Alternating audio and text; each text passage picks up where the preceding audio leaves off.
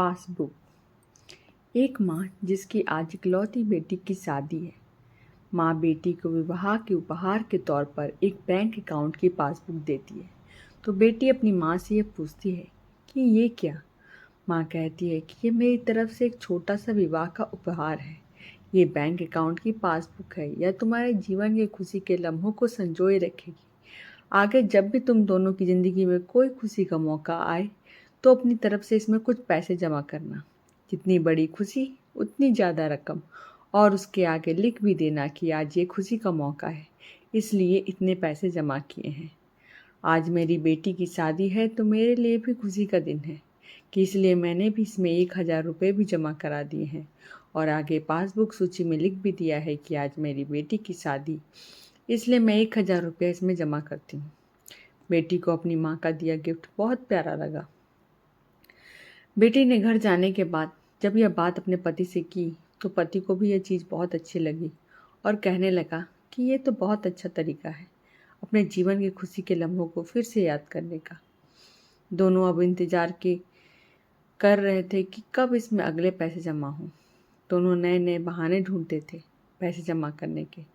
कभी कि आज हम बाहर खाना खाने इसलिए 200 रुपये, आज पहली बार शॉपिंग करने गए इसलिए 600 रुपये, आज पति का जन्मदिन है 1,000 रुपये, आज पत्नी का जन्मदिन है इसलिए 1,200 रुपये। ऐसे करते करते उसमें प्रविष्टियाँ भी बढ़ती गईं और जमा रकम भी, और उसमें काफ़ी पैसे इकट्ठा हो गए थे। शादी को कई साल बीत जाने के बाद दोनों में कुछ दूरियां बढ़ने लगी। दोनों में छोटी मोटी नोक झोंक होनी शुरू हो गई थी। फिर कुछ दिनों के बाद झगड़े होने लगे। दोनों ने बात करना छोड़ दिया और एक दूसरे से खुश नहीं रहते थे। माँ को अपनी बेटी से मुलाकात किए हुए काफ़ी दिन हो चुके थे। तो एक दिन माँ अपनी बेटी से मिलने के लिए बेटी के घर गई तो बेटी कहने लगी, माँ मैं अब और इस शादी में आगे अपना जीवन नहीं गुजार सकती। पता नहीं मैंने इतने दिन इसके साथ कैसे गुजार लिए। अब मैं इस आदमी से तलाक चाहती हूँ। उधर पति भी कहने लगा कि मैं भी परेशान आ गया हूँ इसके साथ रहकर, मैं भी जीना नहीं चाहता तुम्हारे साथ, मुझे भी तलाक चाहिए। माँ ने कह दिया कि तुम ठीक दोनों अलग हो जाना, लेकिन याद मैंने तुम्हारी शादी के दिन तोहफे में एक पासबुक दी थी।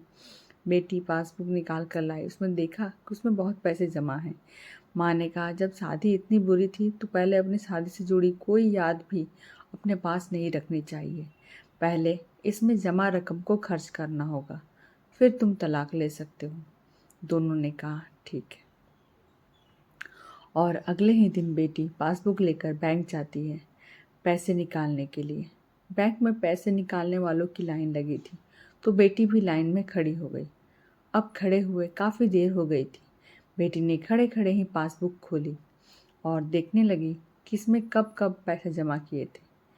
बेटी देखते ही देखते उसे पता ही नहीं चला कि कब उसकी आंखें भर आईं।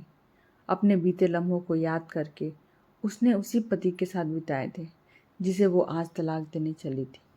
बेटी बिना पैसे निकाले वापस घर आ गई और अपने पति से कहने लगी कि ये मुझसे नहीं हो पाएगा। ऐसा करो तुम ही जाकर इसमें जमा सारा पैसा खर्च कर दो। पति ने कहा ठीक है, और पति बैंक गया, लाइन में खड़ा हो गया।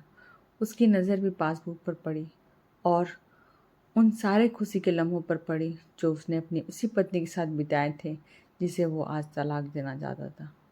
अपने जीवन के सबसे हसीन लम्हों को याद करके पति की भी आंखें भर आईं और वो पति लाइन से निकल गया। पति घर आया और पासबुक अपनी पत्नी के हाथ में दी तो पत्नी पासबुक में देखती है कि उसमें आज ही के दिन 5,000 रुपये जमा हुए हैं और उसके आगे लिखा है कि आज खुशी का दिन है कि मुझे एहसास हो चुका है कि वो उसे छोड़ने जा रहा था जिससे वो सबसे ज़्यादा प्यार करता है। मैंने फैसला कर लिया है कि अब बाकी की सारी ज़िंदगी उसी के बिताना चाहता हूँ। यह देखकर दोनों की आंखें भर आई और गले लगकर खूब रोए और वादा किया कि अब वो कभी नहीं लड़ेंगे। यह कहानी उन सभी के लिए है जिनके रिश्तों के बीच में दूरियां आ गई हैं। वो पहले आपस में बहुत प्यार करते थे, लेकिन अब वो एक दूसरे के साथ रहना पसंद नहीं करते। अगर आपके रिश्ते में भी थोड़ी बहुत दरारें आ गई हैं तो उन दरारों के भरने के लिए उन खुशी के लम्हों को याद करिए जो आपने एक दूसरे के साथ बिताए हैं। ये खुशी के पल आप दोनों में नई एहसास भर देंगे और आप दोनों के रिश्ते में नई जान आ जाएगी। इसलिए किसी भी रिश्ते को मजबूत बनाने के लिए अच्छे लम्हों को याद करना चाहिए, बुरे लम्हों को नहीं। दोस्तों, अगर ये कहानी आप लोगों को पसंद आए तो मेरे चैनल को लाइक करें, शेयर करें और सब्सक्राइब करें। और हाँ, बेल आइकन को प्रेस करना ना भूलें ताकि मेरी आने वाली सभी वीडियोस की नोटिफिकेशन सबसे पहले आपको प्राप्त हो। तब तक के लिए धन्यवाद।